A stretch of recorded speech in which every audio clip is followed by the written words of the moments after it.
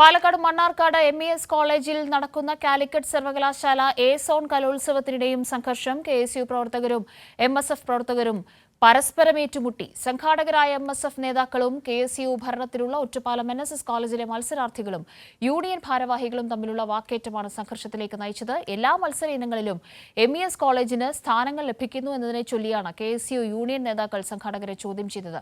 സച്ചിൻ വള്ളിക്കാട് കൂടുതൽ വിവരങ്ങളുമായി ചേരുന്നുണ്ട്. സച്ചിൻ, KSUവും MSFും ഒന്നാകെ അണിനിരുന്നുകൊണ്ട് SFIയുടെ പ്രവർത്തകരെ അതിക്രൂരമായി തല്ലിച്ചതച്ചതിന്റെ ദൃശ്യങ്ങളൊക്കെയും നമ്മൾ കണ്ട് ഞെട്ടലോടുകൂടിയാണ് കേരളം ആ കാഴ്ചകളൊക്കെയും കണ്ടത്. പരിക്കേറ്റ പ്രവർത്തകരൊക്കെയും അത്യാസന്ന നിലയിൽ ആശുപത്രിയിൽ തുടരുന്ന സാഹചര്യമൊക്കെയും ഉണ്ടായി.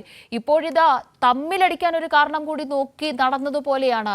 MSFും KSUവിന്റെയും പ്രവർത്തകർ പരസ്പരം ഏറ്റുമുട്ടുന്ന കാഴ്ചകൾ അങ്ങനെ വരെ എ സോൺ കലോത്സവത്തിൽ കൊണ്ടെത്തിച്ചിരിക്കുന്നു.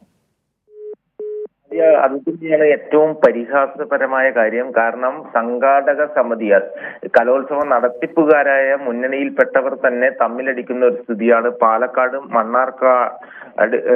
Mannarkkad Najath arts and science കോളേജിൽ വെച്ച് നടക്കുന്ന എ സോൺ കലോത്സവത്തിൽ കാണാൻ വേണ്ടി സാധിച്ചത്. കാലിക്കറ്റ് സർവകലാശാല യൂണിയൻ ഭരിക്കുന്നത് KSU MSF സഖ്യമായി UDSF ആണ്. UDSFിലെ ഒരേ മുന്നണിയിൽപ്പെട്ടവർ തന്നെയാണ് ഇന്നലെ രാത്രിയോടുകൂടെ മണ്ണാർക്കാട് വെച്ച് നടക്കുന്ന എ സോൺ കലോത്സവത്തിൽ സംഘർഷത്തിന് കാരണക്കാരായിട്ടുള്ളത്.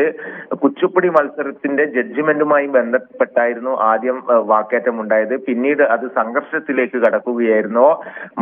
മണ്ണാർക്കാട് കോളേജിൽ വെച്ച് നടക്കുന്ന ഈ പരിപാടിയുടെ MSF നേതൃത്വമുള്ള കോളേജാണ്.